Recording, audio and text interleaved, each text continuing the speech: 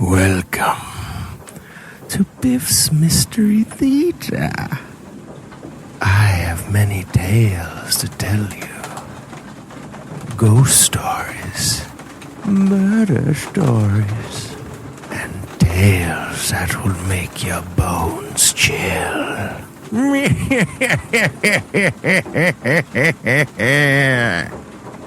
Join me, won't you? For Theater of the Mind, where you always have the best seat in the house.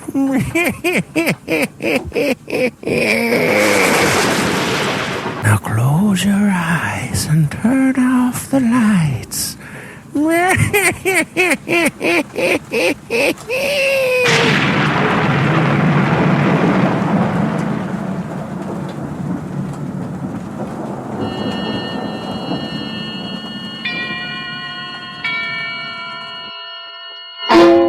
Suspense. For the perfect prelude to gracious dining, for distinguished entertaining, for rare taste pleasure, serve a Cresta Blanca California Sherry. That's Cresta Blanca. Cresta Blanca. Cresta Blanca. Yes, the knowing tongue has discovered that the world produces no finer sherry than Cresta Blanca. And there's a Cresta Blanca sherry for every taste, for every occasion. Yes, it's smart before dinner to pour delightfully dry Cresta Blanca dry watch. And after dinner, to serve creamy rich Cresta Blanca triple cream. Shenley's Cresta Blanca Wine Company, Livermore, California. And now, with Mr. Donald O'Connor as star, Shenley brings you radio's outstanding theater of thrills, Suspense. Presented by Roma Wines. That's R-O-M-A. Roma Wines for your everyday enjoyment. Tonight, Roma Wines of Fresno, California, bring you Donald O'Connor in Smiley, a suspense play produced, edited, and directed for Shenley by William Spear.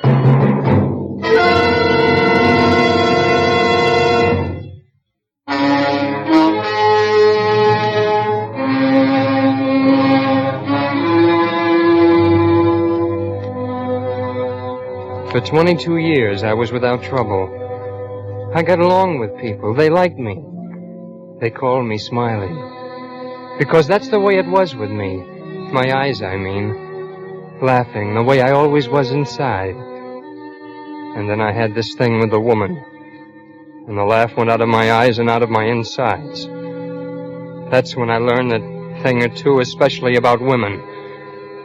That's when I learned that some women don't even have the right to live.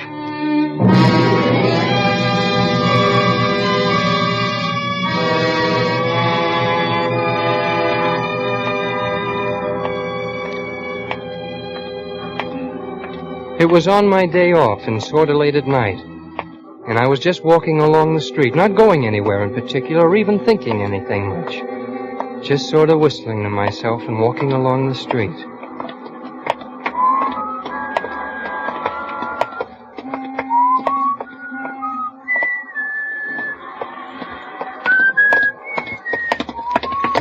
What do you want?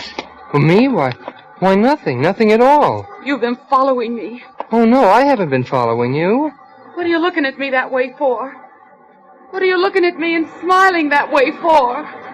I just smile at everybody, lady. Go away! Don't come near me! Oh! Shut up! Oh! Hey! Shut up!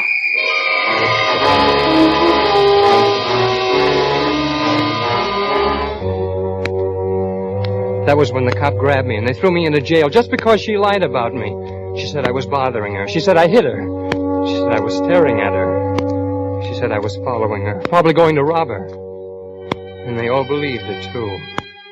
They didn't say so, but they were all thinking about those women that got killed lately. I know. So they believed the woman. And about my hands. They didn't believe that either. They thought it was funny about my hands. About hands nobody understands. Nobody. The defendant will rise. Gerald Smythe, do you have anything to say before this court pronounces sentence? Well, I'm a decent man, Judge. I got a job. I'm a decent working man. I didn't follow her. I didn't hit her. I didn't do anything she says. The jury has disagreed with you, Mr. Smythe. You say you have a job? Yes, sir. What kind of a job? I'm a dishwasher. Dishwasher, huh? Let me see your hands. Oh, sure. Oh, they're nice. I keep them that way. Order, please, order. Yes, I see. They're long and smooth and white. I keep them this way. Mr. Smythe, you will find that lying does not help you in this court. Your hands may be, indeed, are everything you say. But they are certainly not the hands of a working man, least of all a dishwasher. I sentence you to 2 years and 6 months in the county prison.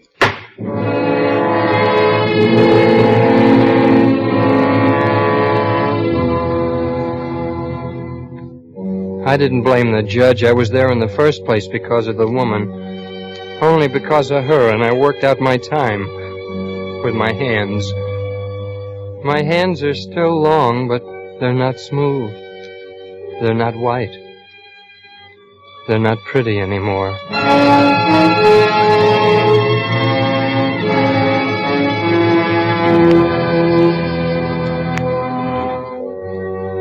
It was November when I got out.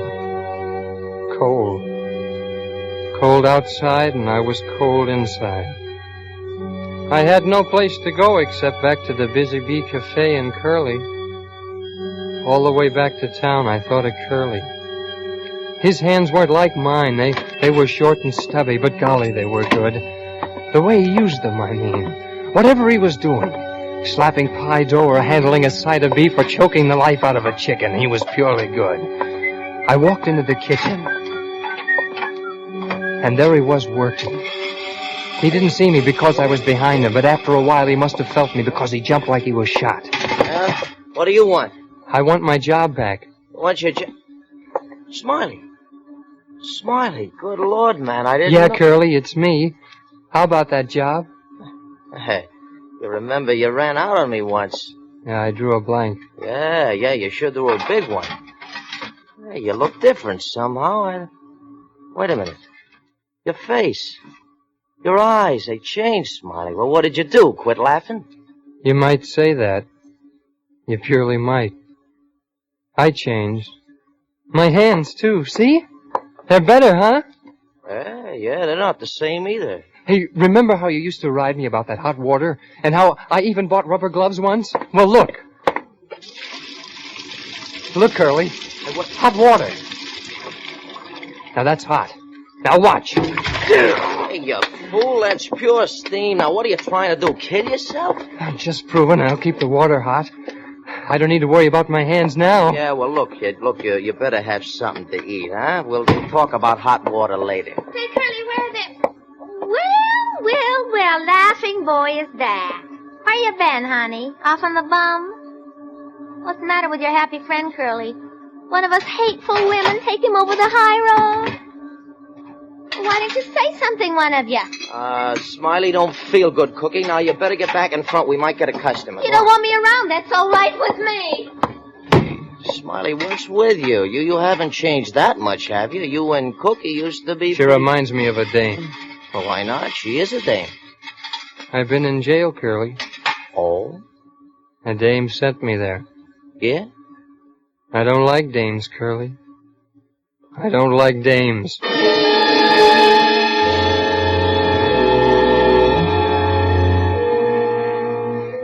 I tried to tell him about it, but I knew I couldn't make him understand. Still, I couldn't get it out of my mind. It was still there. While I was talking to him, while he was taking me up to his rooms to show me where I could stay, all the time it was there for good now. I knew that. Well, here we are, fella. Home. And there's the extra bed I was telling you about. Yeah, be it ever so humble, this is it. Now, look, kid, you've had a rough ride. Sure. Now, you stay here with me as long as you want. Get some rest, then we start fresh, huh? Hey, maybe you want to be a fry cook now. Oh, thanks. Hey, maybe if you could teach me to use your hands, the way you do, maybe I can learn to use them right. Yeah, you betcha. Now, look, you forget what's happening, we get to work. Check? It's all over. Maybe it is, and maybe it isn't. Look here. Out there on the street. Well, look, kid, this housing pitch is rough. If you're looking for scenery, you ain't gonna get it here. What do you see out there? A view that's worth just about 1/10 what I paid for it. It stinks. I don't mean that. You see that dame? Yeah? You know something about her, Curly? She could get dead. Huh? There's maybe 1,000 windows around here, and a bullet from any one of them would get her dead. And it'd be pretty hard to find out who did it. Yeah, now look, kid, you don't like women, and I don't blame you, but you can't go around putting slugs in people. Even dames. That'd pay off like keeping your water too cool did. Only you'd get more than any 2.5 years. Yeah. But all I'd have to do is raise the window, aim, and a dead dame. Hey, get away from that window. I don't know about you. I just don't know. What's the matter with you, Smiley? I told you. I just don't like dames.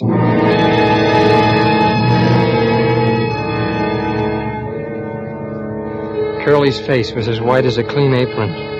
He was mad a little and scared, but I still couldn't explain to him what it took me 2.5 years to figure. That a man works hard. And when he works, he's got some pay coming. All the time I was in jail, I knew I wasn't about to get a nickel for all the work of digging and shoveling and laying concrete. And the one thing I was proud of was ruined. My hands. And I figured to collect some pay for that work if it was the last thing I ever did. And I figured it out good. Just what the pay ought to be. 1 woman. 1 dead dame.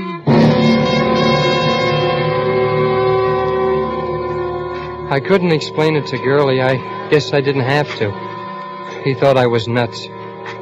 Anyway, he drove me like a slave, but I didn't mind. I was learning. Let's see now. 2 apple, 1 peach. Better make it 2. 2 coconut, 1 chocolate. Well, what we got, that ought to hold 'em. Hand me those peaches, Smiley. Oh, sure, Curly. Here you are. Yeah, thanks. Boy, oh, boy. Gee, Curly, the way you handle things. What do you mean? Well, the way you pour fruit from that can, and the way you're putting the rim on that pie crust, and the way you knead the dough, and... Oh, you know how to use your hands. Smiley, listen. Your hands are the most important things you got in the kitchen. You gotta learn to squeeze hard. You gotta know just when to use the most delicate touch. Hands are important. Oh, I wish I could use mine the way you use yours, Curly. You're good. Yeah, well, it takes a long time, Smiley, but you'll learn. Your hands got strong when you were up here. Yeah, what I mean is you'll learn how to use them, kid. Yeah. I get along all right, only... Only what? Cookie. Oh, you letting that dame get you down? Ah, forget it. I wish she was gone, Curly. I'm afraid. Good morning, gentlemen. The world can now be fed. Lovely Cookie has arrived. Yeah, fine. Well, you better get that front end lined up, chicken. It's time to open. Sure. Oh, Smiley, honey. Smiley, say hello to the pretty lady. Beat it. Smiley. Okay, Cookie, take off. Oh, Curly, Smiley didn't say good morning. My day will be ruined. Oh, nuts. Brother, ain't that a whip? Hey, Cookie, why don't you leave the kid alone? He's had a tough time. He doesn't feel good. Well, why doesn't he smile anymore? That's all. Just let him smile. The last time he smiled at the dame, he picked up a fistful of stretch at the county farm. Now, you remind him of her. He quit smiling. Oh, was that so? Well, I'm used to being treated like a human, see? And just because a guy's nuts... All right, Cookie, get to work. Okay, but you just remember, one of these days we're going to have a showdown, and it'll be either him or me. Take it easy. You just remember, someday it'll be him or me. I heard what Cookie said. I stood right outside the door and heard her. Someday it'll be him or me. There was a weight like a 2-story building in my stomach, and my hands were going open and shut, open and shut. And I knew she was right. Me or her.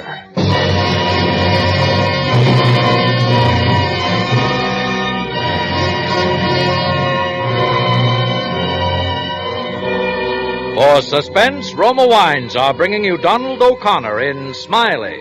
Roma Wines' presentation tonight in radio's outstanding theater of thrills, Suspense.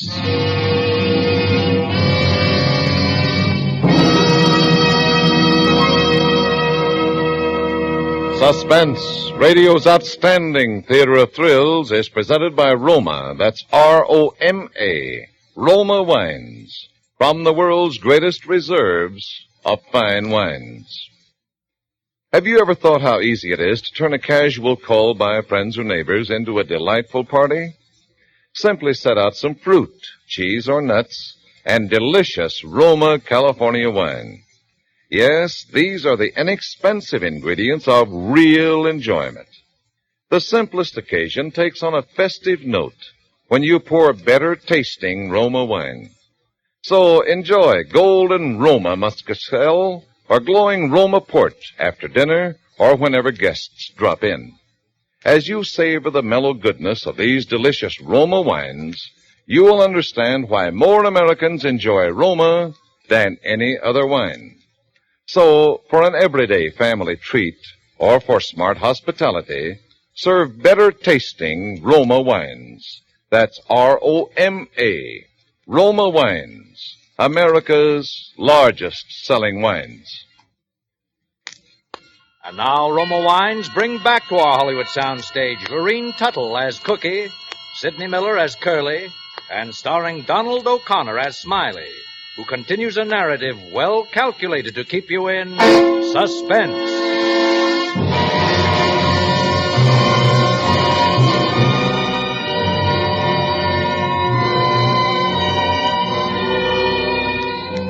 It added up. I was going to get my pay. But now it wasn't just some dame, sometime. It was a particular dame. Cookie. And soon. When I went inside, my hands were still going like that, open and shut, open and shut. And all day I just watched Curly and the way he used his hands. His technique, as he called it. The way he squeezed when he had to. It was so important, the technique, I mean. You had to squeeze just right. Just right.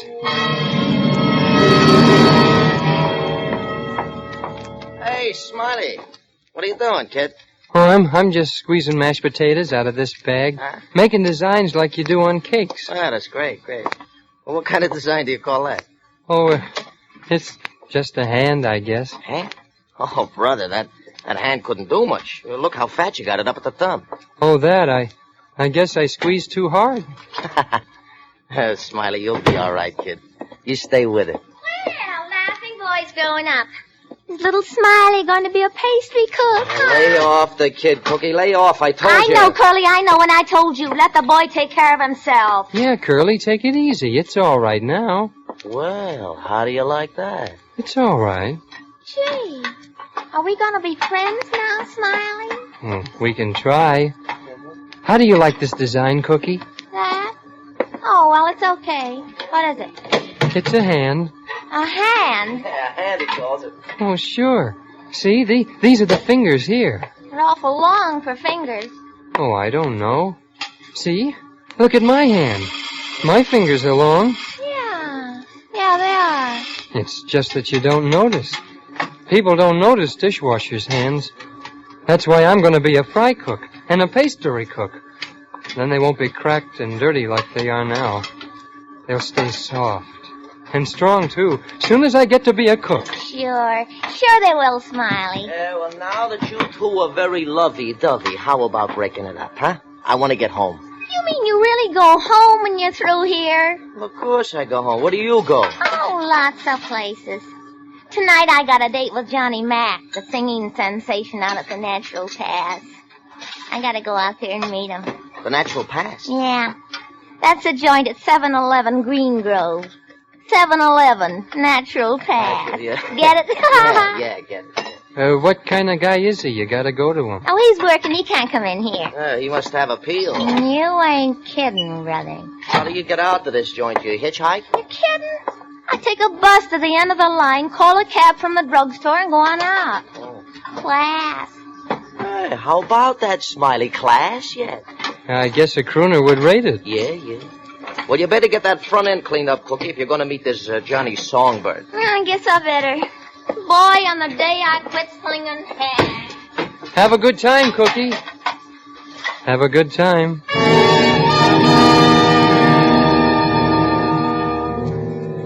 It would all depend on why you quit slinging hash. Being glad about it, I mean.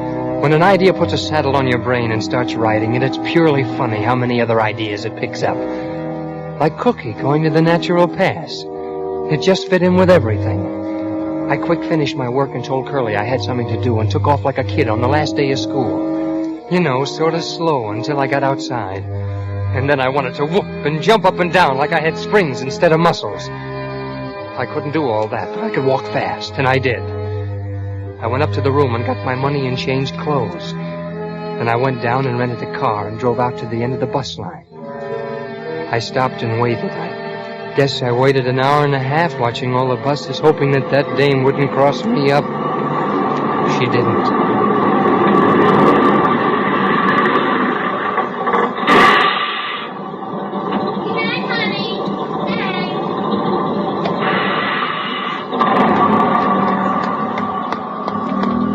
Cookie! Who is it? It's me, Smiley. Oh. What are you doing out here? Oh, I just wanted to get out of town for a while, so I rented a car. When I got out here, I remembered what you said about coming out. I thought I'd just wait for you. Oh, Smiley, honey, you got more stalls than Santa Anita. I'll bet you planned it, didn't you? You could be a sweet guy, you know that. Come on, I'll take you to the club. How far is it? About a mile and a half. Let's go.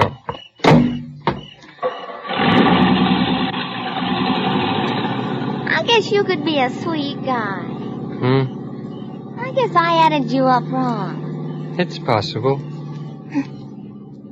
You're a funny guy, Smiley. You think so? Yeah. I don't quite get you. You're making cracks again. No, I'm serious. Really, I am. You don't smile like you used to, and usually you seem so... Well, anyway, I didn't expect this from you. I lost the smile, I guess.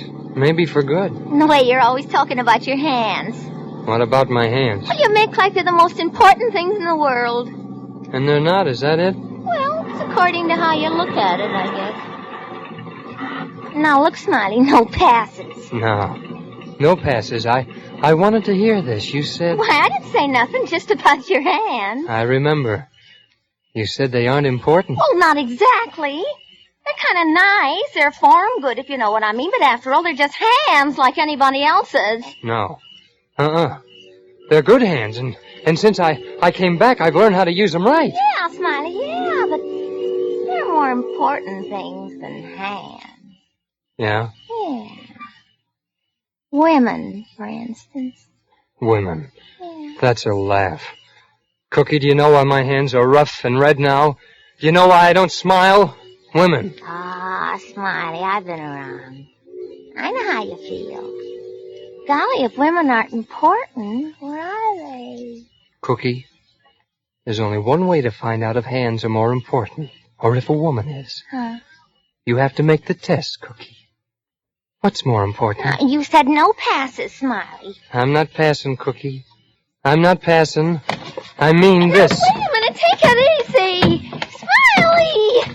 Oh, Smiley! Women. Oh! Women. More important. I'll show you what's important. Women!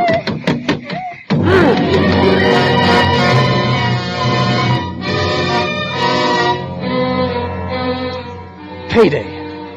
For 2 years in jail, one dead dame. The whole world changed. For a minute, my hands were going open and shut like this. My technique was perfect. Absolutely perfect. They weren't satisfied, my hands, but they'd have to get used to it.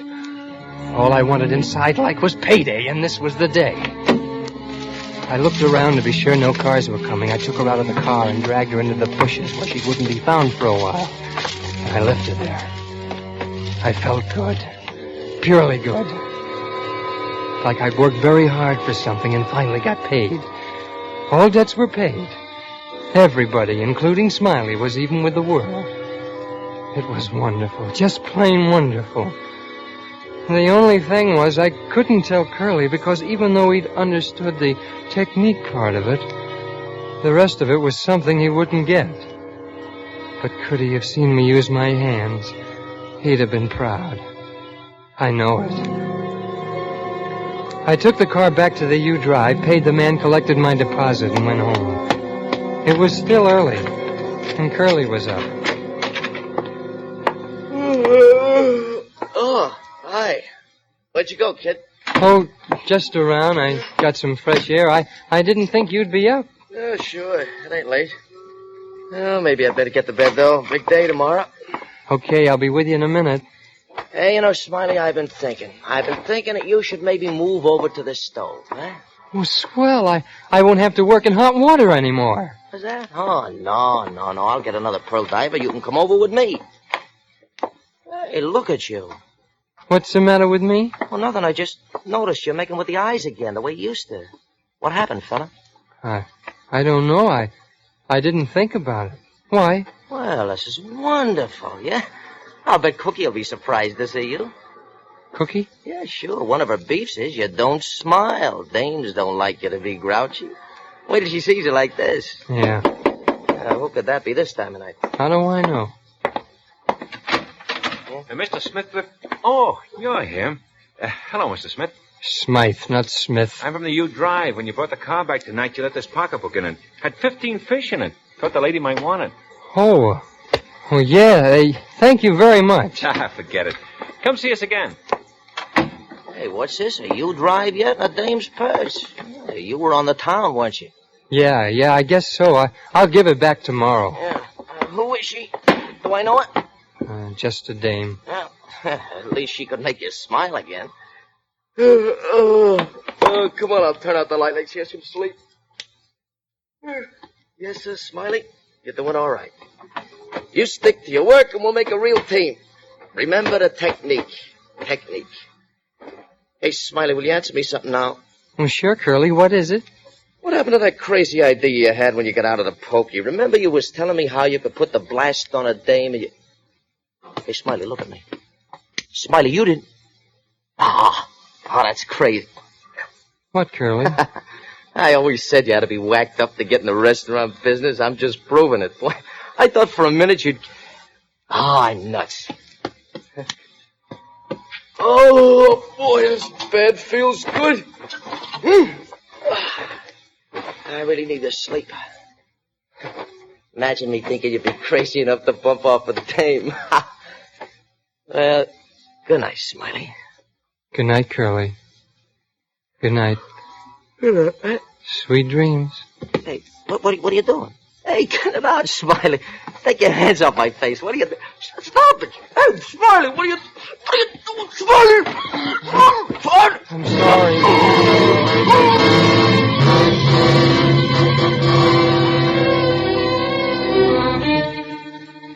Oh, I didn't mean to do that. I hadn't planned on it at all. I didn't want to hurt Curly. He was my friend. We were going to go places together, him and me. I was learning his techniques. And then I got scared and did that. All on account of a woman.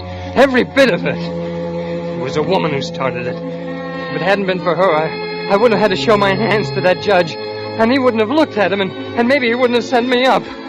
My hands. Look at them. They're back in condition.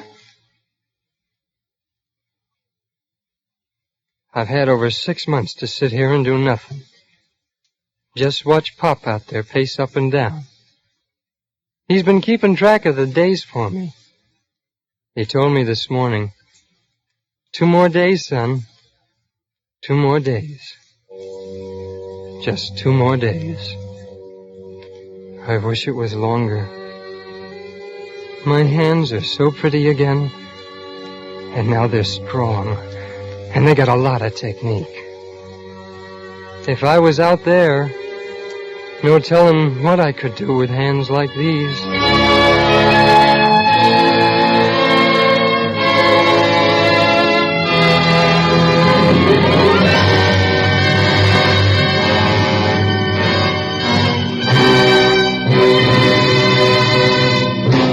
Suspense. Smiley, starring Donald O'Connor and brought to you by Roma Wines.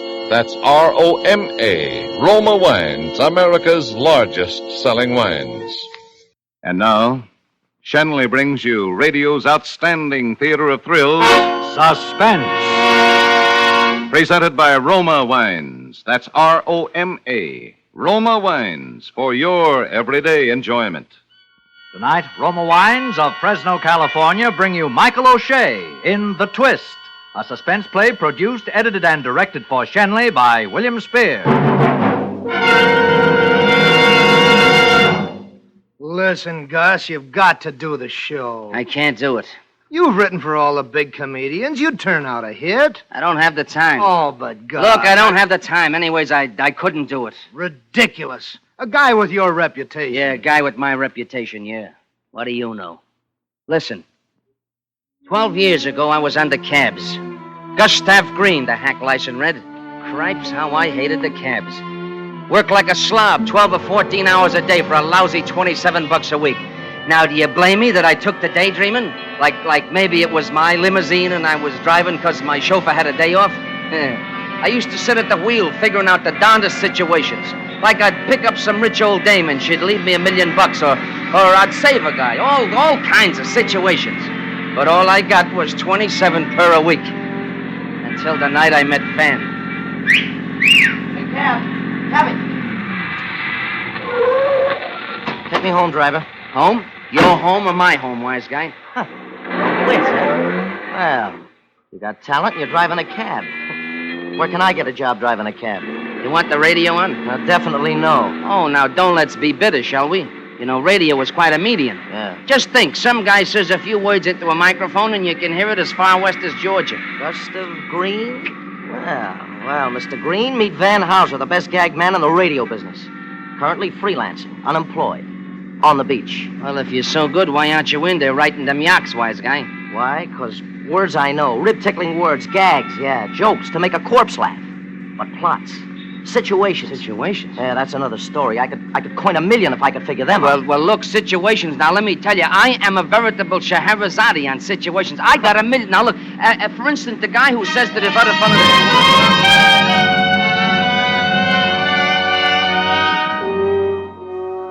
I don't know, something clicked between me and Van Houser. From the beginning, I always hated his guts, the way he talked to me like I was dirt. But up in his room, I started feeding him stories, stuff I dreamed up on the cab. He put it into good words, and it came out very funny, too. Well, inside a couple of years, I was getting $1,500 a week, but I was tied to that guy. I couldn't work with nobody else. I'd sit down with another gag writer, and nothing would happen. Yeah, I knew it was Van, or $40 a week in some broken-down job. So I hung on to him like a barnacle. I worked with him, ate with him, played with him. My place was just down the hall from his at the hotel. Sometimes I thought I'd go nuts if I had to look at his sneering ugly puss another day. And the only satisfaction I had was that he needed me and hated me just like I needed and hated him. But one day while we were writing a spot for Schmo for a Day, he chose me a very unfunny line. Gus, my goon boy, you may be interested to know that I'm going to marry Julie Phelps. Julie Phelps, a dancer? That's right. Used to be at the club Catalina. She making trouble for you? Cut it. All right. I didn't say nothing against her. All right, you better not. Okay, go ahead and enjoy yourself. Well, thanks. So, Gus, my cornball colleague, we may not be seeing so much of each other hence. Oh, now, look, you don't mean that, but... hey, now, wait a minute. What's going to be with our partnership here? Well, we'll see. I'll talk it over with Julie. No, Van. Now, look, I mean it. We've always done what we wanted to. Loafed all day, worked all night, ate and slept at any crazy hour. Now, no dame is going to stand for that. Huh? Julie is different. No dame is different. Yeah, she knows how we operate. And she knows you, Gus. Yeah, and she's not exactly crazy about me, neither. I was just coming to that. Now, if you want to stay in with me, be nice to her, huh? It won't do no good. Listen, Van, she'll make trouble between us, see? She'll work on that as soon as the knot is tied. I said... Now, listen to me. I'm your pal, Van. A dame like that is bad business. You know what? The club Catalina, she wasn't exactly... Gus, Julie is 1 in a million. A joke man like you comes a dime a dozen. Okay, if that's the way you feel. That's the way I feel. Pardon me for having any feet, hey? All right, just be nice to her. No cracks. Okay, so I'll be nice. Now, look, about Sunday show... I said be nice to her. If you're not, Gus, we're finished.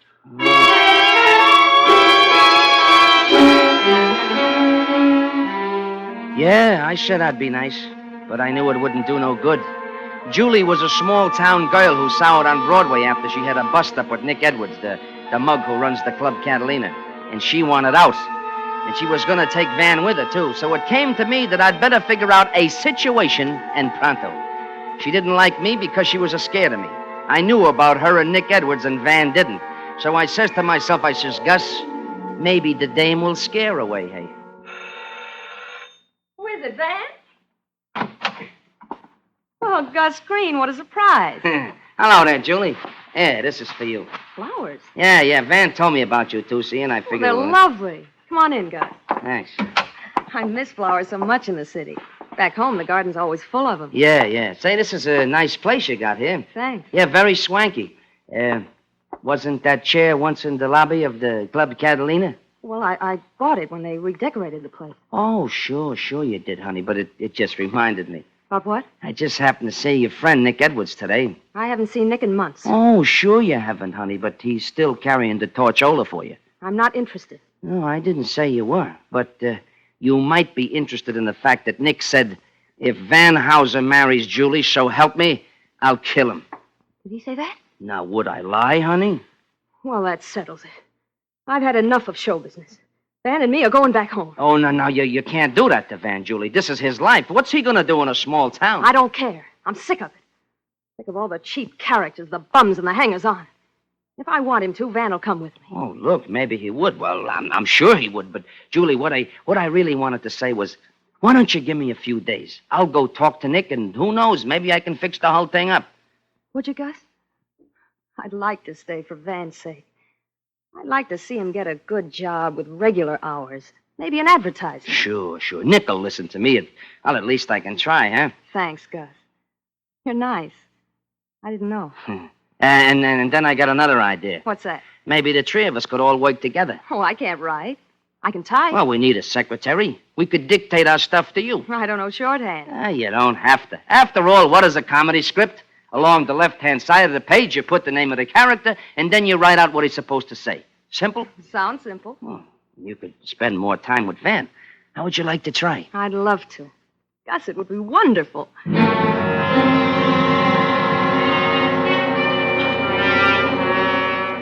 Sure, it'd be wonderful. For me. When she said she'd work with us, Julie was playing a part in a situation that I dreamed up.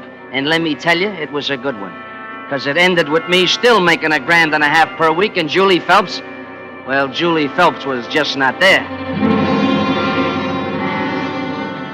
Music chaser and a commercial.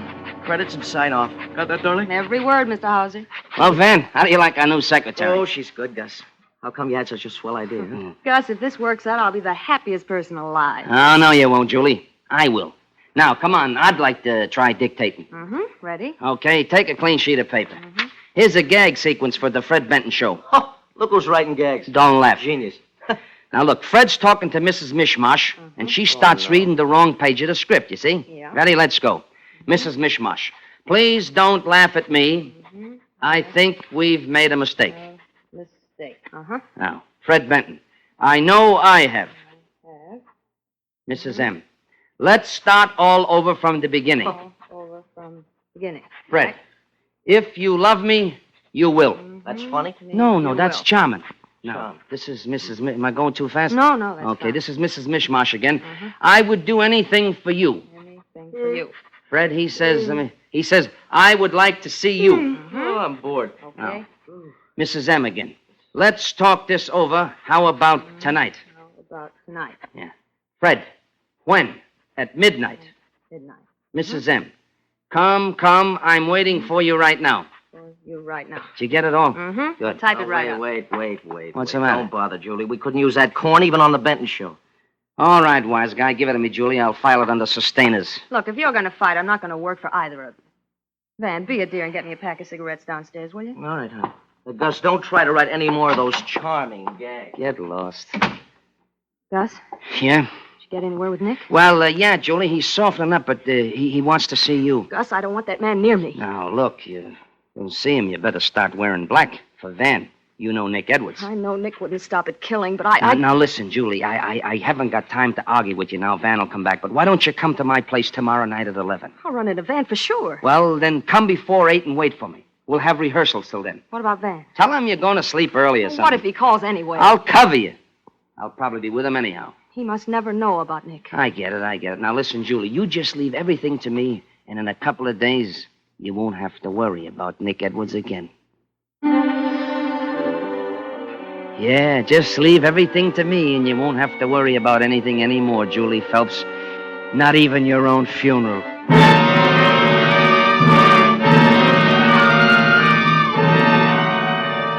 Come 8 o'clock the next evening, I paid a little visit to my apartment, long enough to see that Julie was comfortable and also to get the keys to her place out from her handbag. I drove over there and went upstairs to do some interior decorating. My kind.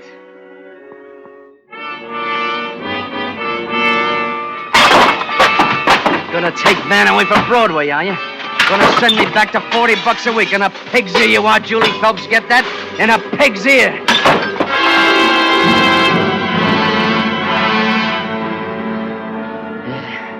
Now, just one more touch to complete the situation. A little business outside the Club Catalina. Hey, kid, come here. Here, listen now. Here's a dime, kid. Take this note in this here envelope and give it to Nick Edwards. And if anyone asks you, say a dame gave it to you. Got that? A beautiful dame. You got it from a beautiful dame, right?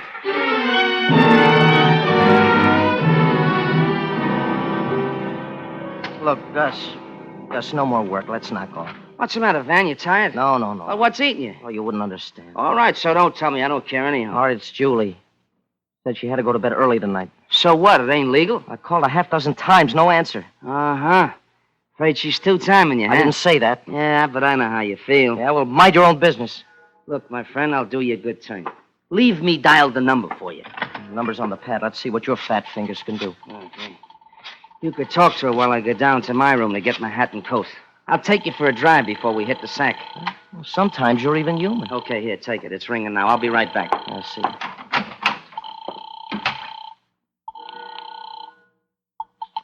Hello? Julie, darling. Van. Honey, I'm sure glad to hear your voice. Where you been? Why?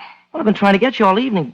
No answer. Then Gus tried Van, dear, I told you. I was going home to get some sleep. When I phoned, you must have... Maybe it didn't wake me. Well, now, baby, that's hardly likely with a phone right near your bed. Sometimes I sleep. Julie. I can... Julie, is there someone there with you? Of course not, Van. I'm alone. I'm by myself. What are you... No. Julie. Van! Julie. Van! Julie, what's the matter? Julie!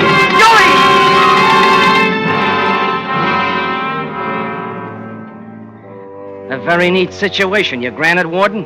Sure. Julie being killed in her apartment 2 miles away, Van hearing it over the phone, and me in the next room to him at the hotel. You like it, huh, Warden? Yeah, I like it, too, and I did it. That was a very sensational situation.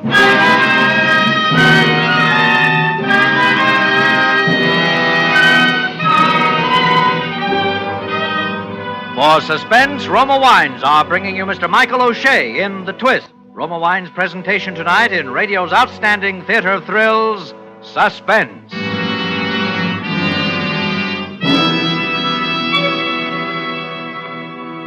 Suspense, radio's outstanding theater of thrills, is presented by Roma. That's R-O-M-A, Roma Wines. Selected from the world's greatest reserves of fine wines. Have you discovered how much Roma California wines add to your everyday enjoyment? For example, millions of American homemakers serve delicious Roma wines to dress up everyday dishes, to make even the simplest meals really delightful events. Yes, good food does taste better with better-tasting Roma wines. And there's a delicious Roma wine to complement your enjoyment of every dish. Juicy steaks and roasts taste their best with robust Roma Burgundy. Fish, fowl, or any light meat become exciting treats with delicate Roma Sauterne or pale golden Roma Rhine wine. For entertaining, too, you'll find better-tasting Roma wine adds the gracious, festive note that charms guests and makes any dinner a rousing success. So, for extra mealtime enjoyment that's inexpensive, always serve Roma. That's R-O-M-A, Roma Wines, America's favorite wines. And now Roma Wines bring back to our Hollywood soundstage Mr. Michael O'Shea as Gus Green, with Sidney Miller as Van Hauser in The Twist, a play well calculated to keep you in suspense.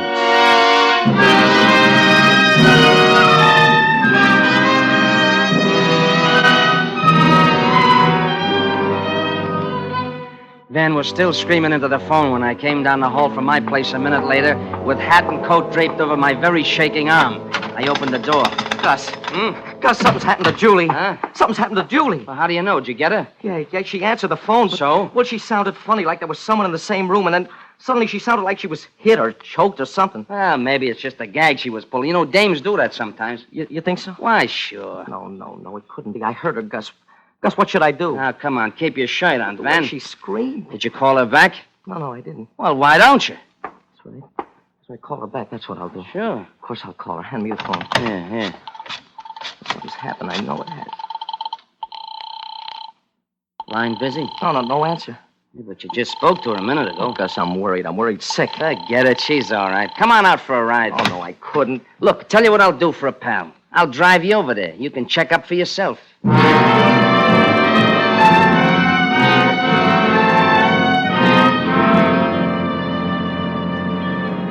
Van looked pretty grim as we drove over to Julie's place in the West 70s.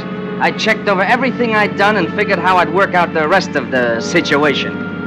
And we turned off Central Park West into the side street where Julie lived on the second floor of a converted brownstone.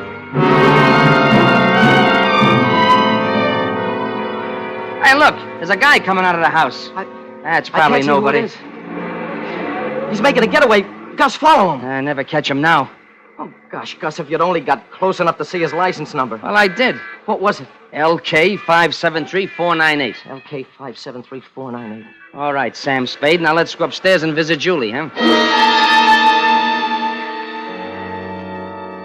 The door to Julie's apartment was wide open when we got upstairs, and the place was just like I left it. Like there'd been some kind of a fight. And then I saw where I'd made a mistake. The telephone where Julie was supposed to be strangled was as neat as a pin. I watched Van's face to see if he noticed it, but, well, he was too broken up to notice anything. Julie. Gus, she was a sweet kid. What do you mean, was? I know. She's dead. What do you know? All you see is that her apartment is all busted up. I heard her scream, didn't I? Gus, I waited 20 years to meet a girl that I could marry. So help me, I'm not going to die till the guy who did this is in his grave. You'll see. You'll see, Gus. I'm kind of mixed up now, but in a little while I'll be able to think. I'll know what to do. Sure, I'll know what to do. Look, Gus, the telephone. What about the telephone? I'm going to call the police. No, Van, now wait a minute. Don't be crazy. What? Look, put the telephone down. Why shouldn't I call the police? It's very simple. You got no evidence she was murdered. But I heard her scream. Use your eyes, Van. Will you use your eyes? Julie said she was in bed. Has the bed been slept in? And where's her coat? Where's her purse? And where's her hat? They're not here, but she said she... You're right, Gus. You're right, I won't phone. Maybe she's still alive. That's better. Now, look, Van, sometimes we haven't felt too good towards each other, but after all, we've been partners for a long time, kid, and I'll tell you what. I'll do anything. Anything you say to help you out. All right, then, look. Look, just on an off chance, Gus, trace that license plate, will you? Let's find out who that guy was.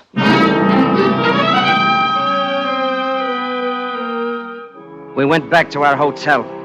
I slept like a log because I knew that Julie was 10 feet from my bed in the closet, very dead, where she couldn't come between me and Van anymore. Next morning, I told Van I'd checked at the license bureau. Whose car was it? Nick Edwards. Cataline Edwards? That's right. Why, that dirty goon, Now, I'd look, like... you don't think that he... I don't have to think. I'll let the police... Now, do the wait a thing. minute. Hold it. Look, Van, I never told you this before, but I knew all along that Julie was playing around with Nick Edwards. With Nick Edwards? Yeah. That's why I never liked her. Now, you better not call the cops. Maybe we was just busting in on a private little party last night. No, I can't believe it. No, not Julie. Well, we gotta find out where she is. And the guy who knows is Nick Edwards. What makes you think he'll tell? I'll tell you what. I'll call him at the club tonight and ask him over. I think maybe he'll accept me invitation.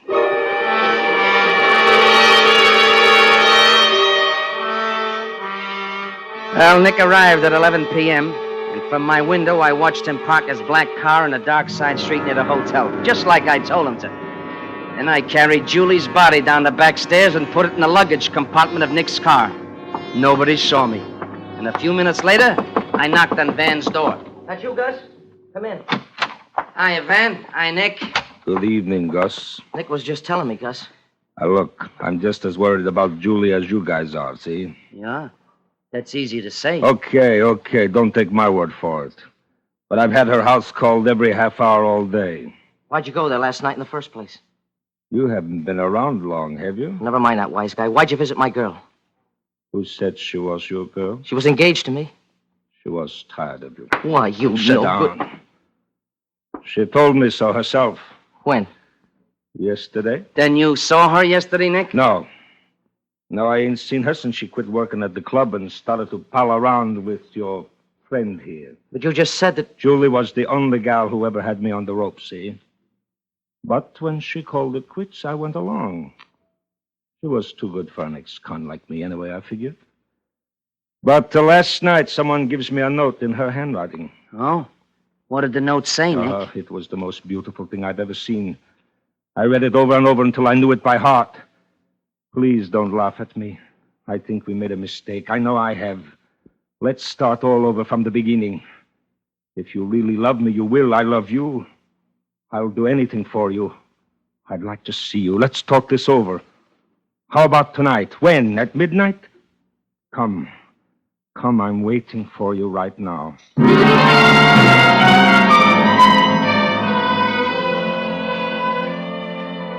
As soon as Nick Edwards left, I told Van I didn't believe anything he said, and as far as I was concerned, Nick either killed Julie or had taken her away.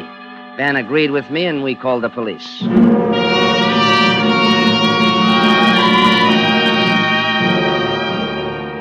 Ah, yes, it all made a perfect situation. The best I'd ever dreamed up. All of Nick Edwards' high-powered lawyers couldn't save him from being sentenced to the chair. Yes, sir, life looked pretty sweet, but there was just one thing wrong. Van's comedy was getting worse and worse. Fred Benton told us we'd have to get better or else. Now, we sat in Van's room sweating out a Benton program that was a day overdue. Van, for the love of Mike, will you pull yourself together? Gus, I can't think. You don't have to think. I gave you the whole situation. All you gotta do is write the gags for it. Gags? Now, look. In the first scene, Fred and Mrs. Mishmash steal a horse. But here's the twist. The horse is blind. You get it? Yeah. Well, come on, then, Gib. You know hundreds of horse gags. Now, just give them a twist and fit the situation. I can't. They just won't come. Look, if we don't get this script in tomorrow, Fred'll can us. Now, come on, guy, will you write? I'll write yourself. Then you know I can't write. I'm no good without a gag man. Get yourself another gag man. I'm through. Look. Washed up. You know it won't work, Van. You know that. I've tried it on the QT. I was afraid that someday would break up, but it never worked. With you and me, Van, something happens. We're a great team. Without me, you're just another guy making with words. Without you, I'm just another Joe. Now, don't you see, kid?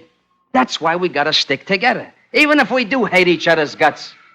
That's why nobody can't never break us up. Now, come on, guy, write, will you? I can't think of anything. Look, how we got something in the files we haven't used. You had a scene you dictated to Julie. What was that? Huh? That Mrs. Mishmash or no. something. Fred. Was it Please Don't Laugh at Me or something? I think we made a mistake. No, Van, look, that's a no-good situation. That's dead. Let's get something new here. It's a good situation. No, a very clever situation. All I need are the lines. Please don't laugh at me. Now, Van, I'm telling you, it's no good.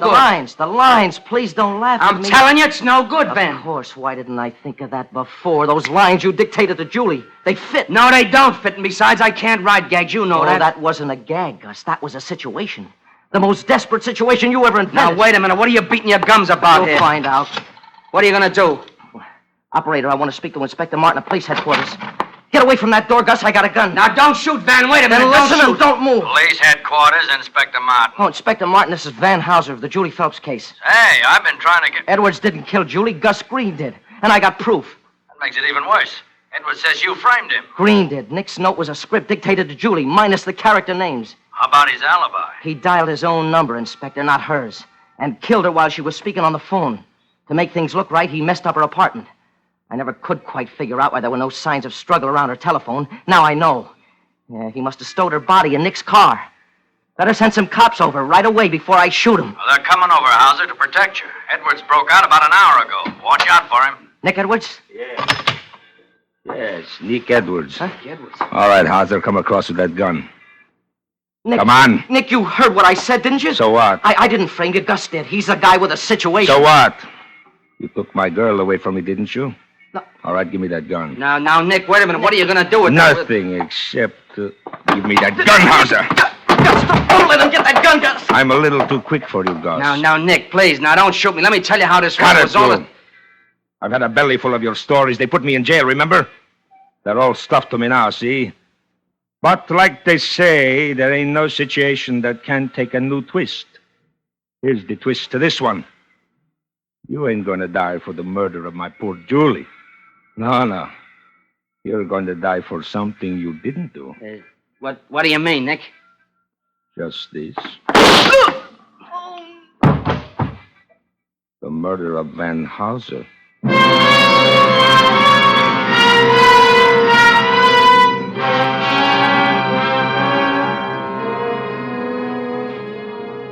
Well, they didn't believe me at the trial.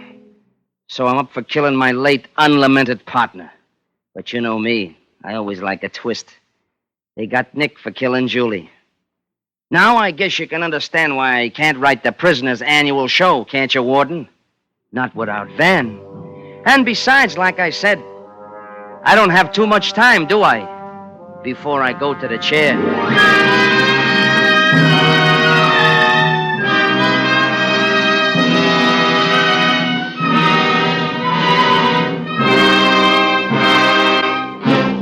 Suspense. The Twist, starring Michael O'Shea, presented by Roma Wines. That's R-O-M-A, Roma, California Wines, America's largest selling wines.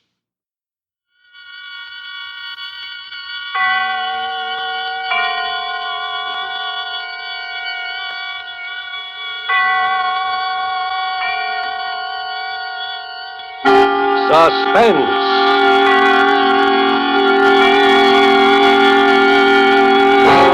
Produced, edited, and directed by William Spear. This is the second in a special limited series of 5 Friday night performances of Suspense at this hour. Suspense is compounded of mystery and suspicion and dangerous adventure. In this series are stories calculated to intrigue you, to stir your nerves, to offer you a precarious situation, and then withhold the solution until the last possible moment. Tonight from Hollywood, we bring you Mr. Jackie Cooper as star in The Clock and the Rope, a radio play by Lewis Pollock. We trust that with this tale, we shall once again keep you in suspense.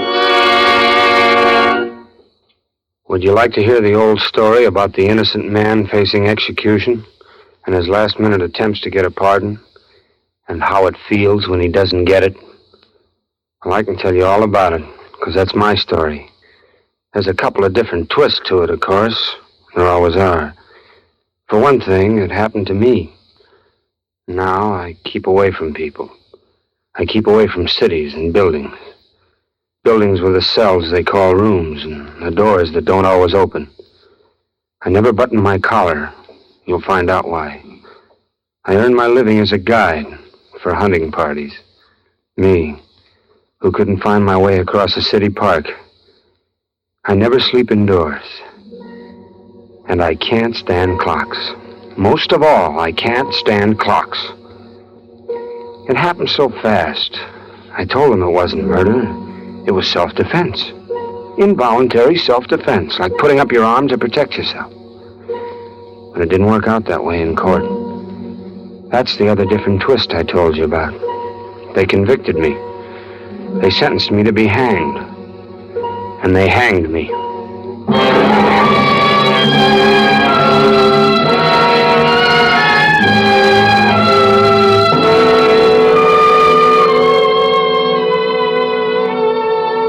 I was night man. My job wasn't hard, and to me, interesting. Sell a little gas, do the rough strip down for some repairs that had to be done the next day, take care of any transient overnight parking. Then this girl started dropping in for gas every other night or so, late. I liked her style, but I was too shy to say anything, and I guess she figured it. She'd sit with a sort of a little smile, half turned in her seat, and watch me while I filled the tank. Then she'd pay me and pull away with a funny look in her eyes. Like she was getting a kick out of the way I acted. Then one night, instead of pulling away when she paid me, she spoke. Oh, come on. Open up. Huh? Say something. I've been here 20 times. You can say a word or two, can't you? You know, hello, or it's a nice night, or it ain't, or... Oh, well, I didn't know that you wanted me to. You're a funny fella. I didn't look like I didn't want you to, did I? Or don't I know my looks anymore? Oh, sure. Oh, well, can I get your windshield here? Tell me, did I hear somebody call you Hank the other night? I guess you did. My name's Henry. Henry Guilford. Did your girl call you Hank? Haven't you got a girl? No steady girl. Is that what you mean? I don't mean anything. Anyway, what would you be doing with a steady girl working here every night? Oh, I get one night off. Go to a dance or something. Oh, you get a night off. Oh, sure. Hey, say, you like to dance? I have danced. Well, I'm off tomorrow night. You ever go to the Arcadia? They got a good band there. Forget who it is this week. I'm sorry, tomorrow night isn't my night off. Oh. But I get off at midnight, though. Well, gee, the Arcadia closes at midnight. All the big dance places close at midnight. Well, we don't have to have a big place, do we? Well, no. No. There's the Owl Inn out on Trapscott Avenue. They run late, have a pretty good little band and booths and everything. That'll be fine. I'll pick you up at your job. No, I'm way at the other end of town. I have to drive my car back anyway. Suppose I meet you at the hour. I'll be there a little after midnight. I'll be there. Okay. Okay, see you. Yeah, see you. Oh, say, hey, what's your name? Tomorrow night, bye.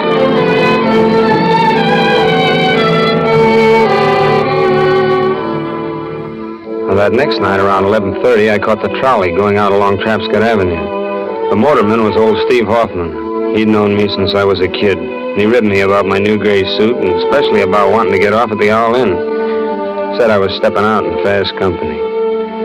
Well, we got there in about 20 minutes, and I started up the driveway, kind of thrilled at the idea of a midnight date. I was just starting up the steps to the inn when I heard voices coming from a grove of trees to one side.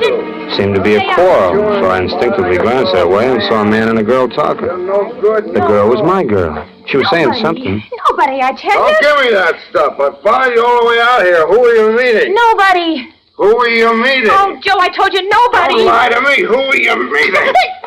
Hey, come back here. Hey, what is this? Get out of my way, will you? Look, this is... What's you, Hank? Look, here, I'll help you up. I'm sorry I got in your way, but I... There, so this is the guy, huh? Swell. Hey, now, what's going on? Anybody, huh? Hey. All right, What did you hit him for? Joe's got nothing to do with you. Get up, Hank, and run. This guy is just crazy. Crazy? Well, go call somebody. What? Now, wait a minute, fella. Look, I don't know what this is. Oh, Hank, will you get out of here? Run. You want more, huh? Well, I got it right here for you. Hank, it's a blackjack. Will you run, please? No, wait a minute. No, listen, fella, you're drunk. Here, put that away. Now, somebody's gonna get...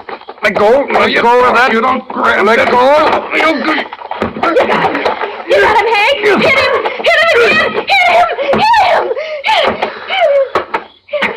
I did it, I guess. Hey, who is he? Oh, he would have done worse to you. We used to go together. Oh, I didn't know you had a steady fella. I thought we made our date. You didn't ask me. Besides, we were breaking up. He had no right to interfere. Well, what do we do now? I mean, about him. You better go. I'll take care of him. No. You mean leave him here with you? Please go, will you? There'll be more trouble if you two of you... Go ahead, will you, Hank? Well... I'm going to leave right away, too. He'll be all right, honest. Well, okay, I guess. He'll be all right. Joe. Joe?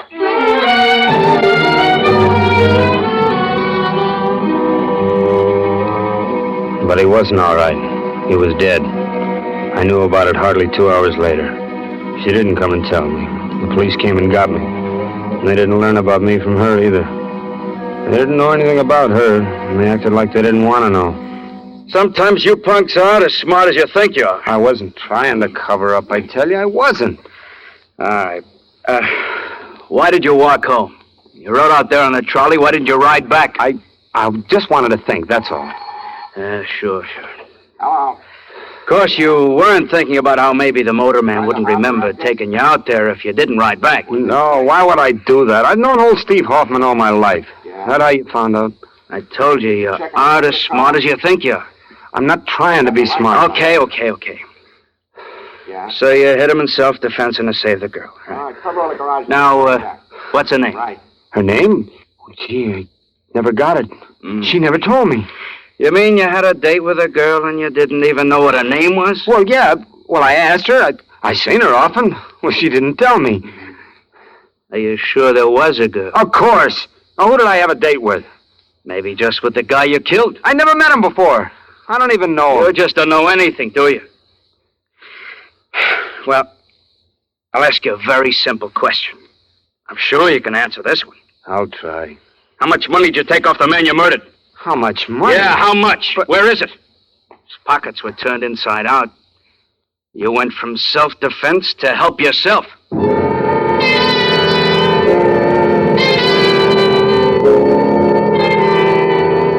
They pushed me around some after that. They'd take me to court and then back to my cell. Half the time I didn't know what was going on. They gave me a lawyer, Mr. Hall, Bailey Hall. He'd do the talking. He kept asking for things like reduced bail, time for further investigation, continuances to find witnesses. Just sort of stalling all the time. I don't know why. I told him I didn't have any money for any bail. And witnesses. There was only one I wanted, that girl. But he kept on, always trying to hold up things. And one day he told me I'd been indicted. I knew what that meant, all right. Then I had to go on trial for murder. That's bad, boy. I've done all I could to delay indictment and trial and hope that something would turn up, but worrying for it now. I wish you could give me something more to work on. What do you mean? Well, this girl you can't even name. I can't go into court with just that. The police feel certain there never was a girl. There's no trace of her anywhere. Well, maybe she'll show up. Show up? My boy, you've got a lot to learn. I'd hate to bet my case on a hope like that. That's all I got. Whole case smells. A man is killed and his pocket's emptied. You admit hitting him. You talk about a girl who saw you hit in self-defense. You don't know her name. She doesn't show up. The police can't find her. It's a great case for the state. Mr. Hall, that's all I know. I can't help it. Why, George, if you'd never mentioned the girl and just claimed self-defense or a fight, I'd like it 10 times better. It's the girl thing that's so bad. It makes your whole defense phony. Good Lord, boy, if you made up a girl, why didn't you make up a name? I've been all through that with the police. If you're going to talk that way, too, maybe we better forget the whole thing. Maybe you'll give me another attorney. You're none for all I care. Easy, boy. Sorry I piped off. It isn't a new attorney you need. It's a new story. Well, I'll do my best.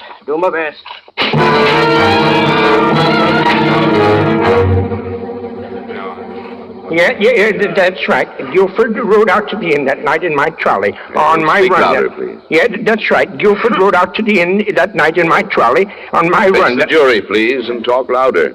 Oh, louder. I said I took Guilford to the inn that night. It was about 12:10. That's 10 after midnight, you know. Card talk. That's the way we talk around the barn. He got out and started for the inn. Yes, well, And, just a minute. Did you notice anyone else around? Any girl, for instance? Girl? No. Nobody else. Just All my right. friend Fatty Cushion, that's well, all. that'll be all. We play pinochle together. Thank you very much. Huh? Yes. Defense may have the witness.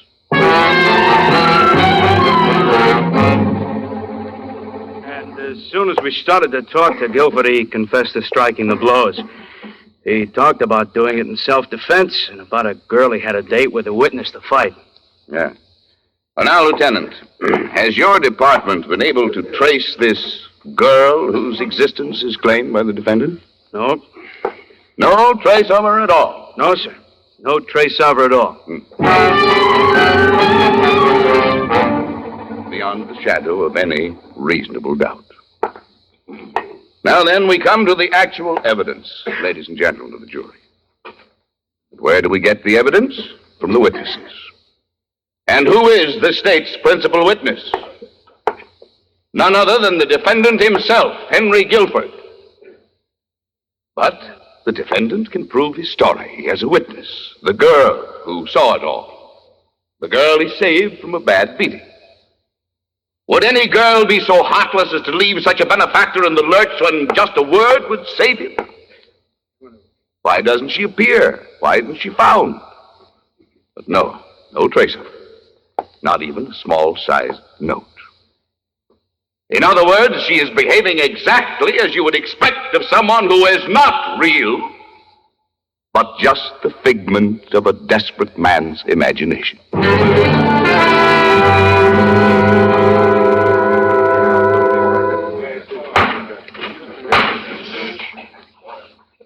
The defendant will rise.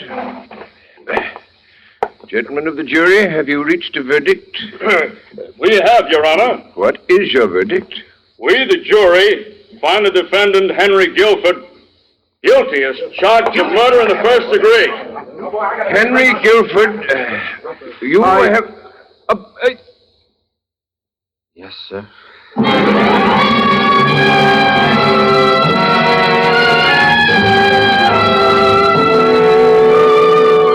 It was crazy. Sometimes I thought it must be just a crazy nightmare. Like when you're going to wake up and everything's going to be all right. I was innocent.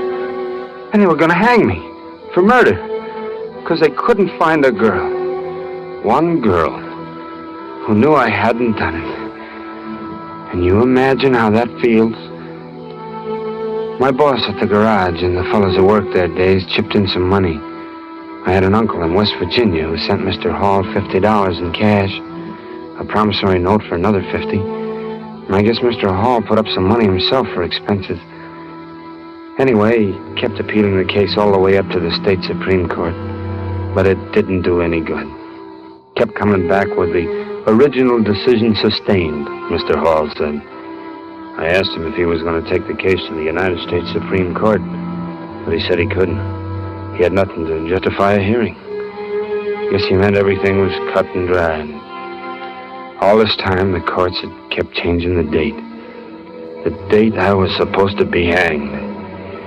Now, all of a sudden, I knew there weren't going to be any more changes. The last date set was it. How do you suppose that feels? I think I started to suffocate right then. There was something growing in my throat that wouldn't let me breathe. Evening of the next day, McGill, the deputy warden, came into my cell with a couple of guards. Told me I was moving. I knew where. It was down on the main floor, a row of only 3 cells. These were larger cells, more light, more convenience. This was the last stop. Death row.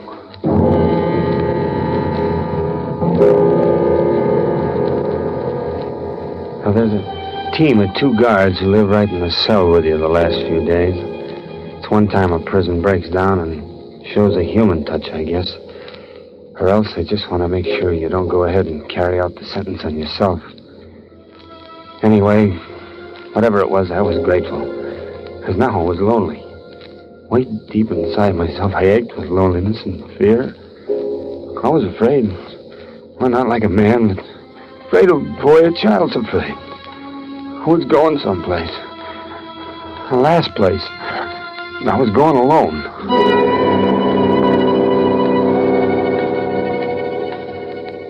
The thing you feel most the last hours is the time.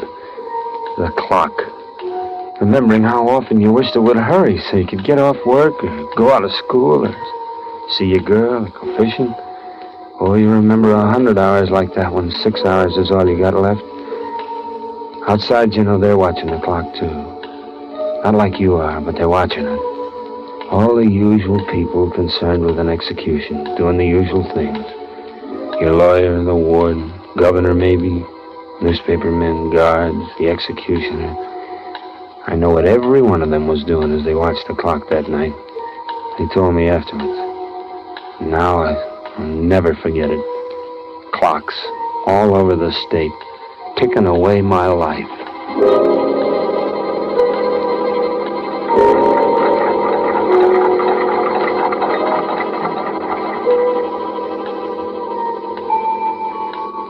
You know, you ought to get some sleep, Warden. It's only 5 hours away.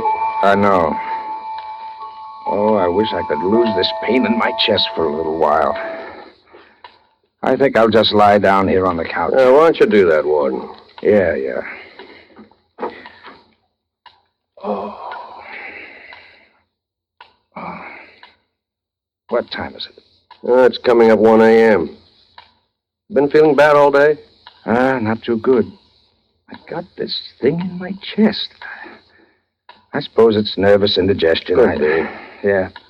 Had it a couple of weeks, as a matter of fact. Oh, I'm exhausted. This is a tough job, McGill. And every time it gets harder. Takes it out of me. What do you think of young Guilford? Nice kid. Yeah.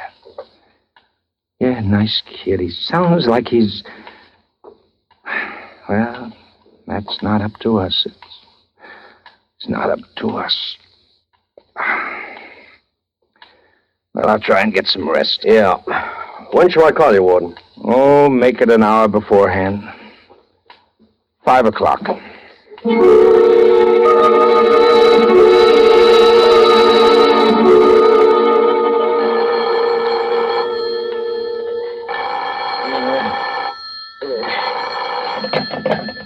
Hello. This is Bailey Hall. Yes, I'm Guilford's attorney. Look, it's 4 o'clock in the morning. I need... You're who? Well, where have you been all this time? What? Yeah, now look, you're not just some crank that's after publicity. I know. It's for 6 o'clock. Where are you? Well, wait for me. I'll be right down. We've got about 2 hours.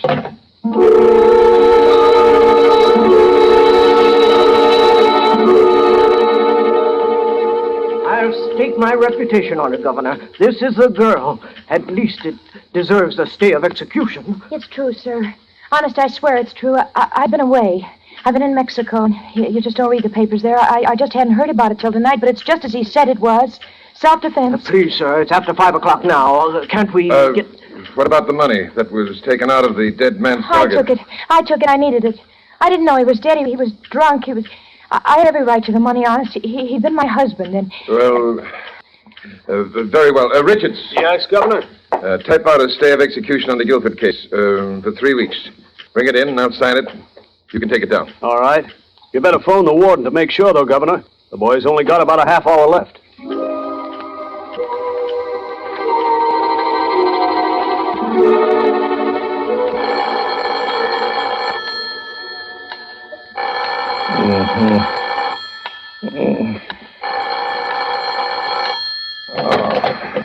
Warden's office. Yes, this is Warden Barnes. What? Well, put him on, of course. Yes, Governor. Young Guilford?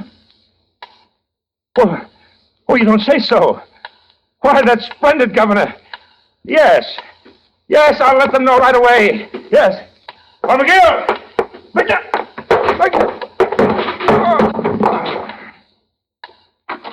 Yes, Warden, What? Harry, Jack, come in here quick. What's the matter? Something's happened to the warden. Let me get him up on the couch. Come on. That's better. Looks like a stroke. Yeah, you better call the doctor, will you? Sure. Phone. Well, never mind that. Call the doctor. Must have been the strain of this execution. Warden. I think he kind of liked the kid. What's the matter with his phone? I'm afraid there's no hurry for the doctor. The warden's dead. Dead? Yeah. It's 5:30. I'll have to take over for the execution.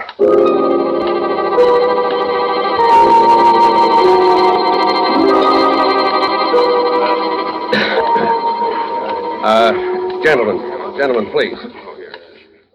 It's now 10 minutes to 6, gentlemen. In a few moments, you will be admitted to the ground floor of Blockhouse A, where the scaffold has been erected and where the execution, which you are to witness as newspapermen and members of the medical profession, will take place. You'll find rows of benches. Please take your seats quietly in any of the rows except the first, which has been reserved for members of the Medical Examining Committee. We ask you to cooperate with us in our duties and to respect the solemnity of the occasion by moving quietly and refraining from any loud conversation from the moment you enter until you leave. Thank you. The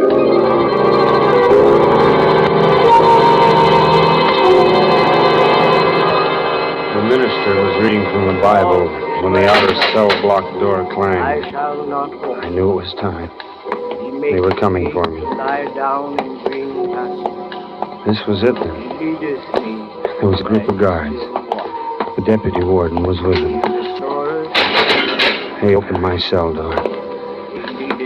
One of the guards came straight up to me. He was carrying a leather strap with a big buckle on it. I stood up. I felt him strapping my arms behind me. The minister stopped reading for a moment to say something. Steady, my son. We'll go now, Guilford. I started to say something to the deputy, but he nodded his head at the men and they started to move.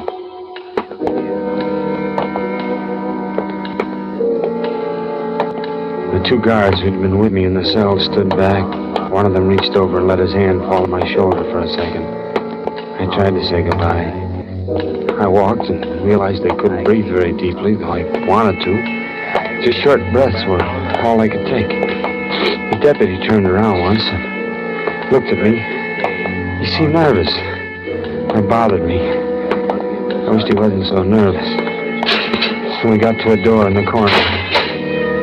Through that, and another door that was already open. I walked through, and I was in a room full of men. But my eyes went to something else. There were steps just ahead of me. Unpainted wooden steps. They led to a platform, and from above that, I saw the rope. I'll walk up with you, my son. Huh? What?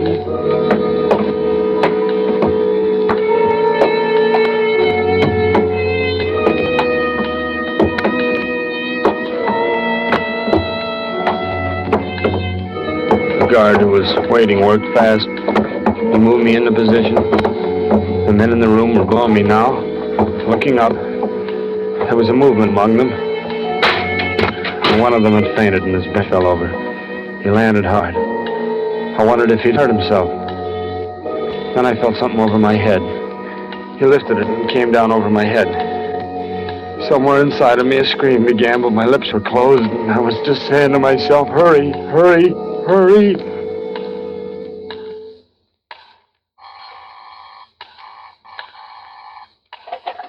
Don't put any calls through here. What, huh? But you know better than to ring the phone now. Guilford's on the scaffold. What? Governor's messenger at the outer gate? Well, are you sure it's not? The trap is sprung. McGill! McGill! Stop! There's a pardon! Stop it! Stop it! McGill!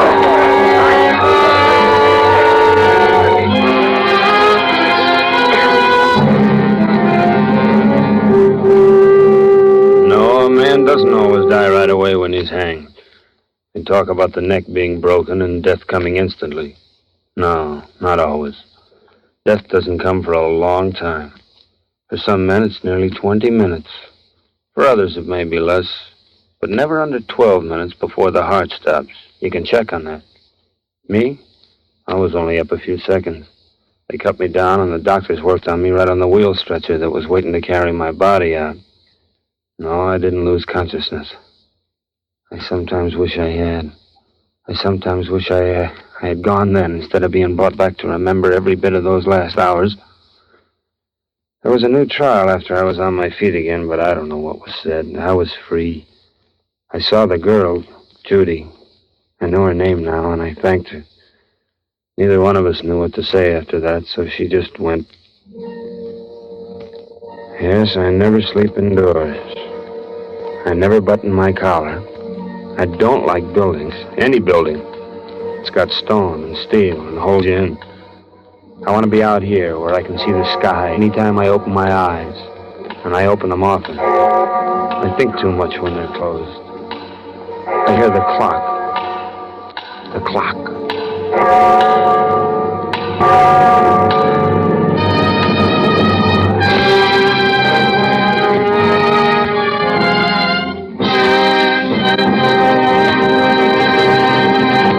Suspense. Produced, edited, and directed by William Spear.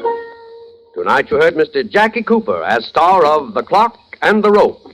This was the second in a limited series of 5 Friday night performances at this hour, which will present radio's outstanding theater of thrills, Suspense. Jackie Cooper appeared by courtesy of United Artists. Appearing with Mr. Cooper were Kathy Lewis, John McIntyre, Elliot Lewis, Joseph Kearns, Paul McVeigh, Junius Matthews, Wally Mayer, Lester J., and Jack Crucian. Music for Suspense is under the direction of Lud Gluskin, with original music composed by Lucian Morawek. Next Friday, same time, we will bring you one of the most remarkable studies in suspense ever to be presented in this series. Mr. Dan Duryea will be our star in The Man Who Couldn't Lose. Don't forget, next Friday, same time, listen to Suspense.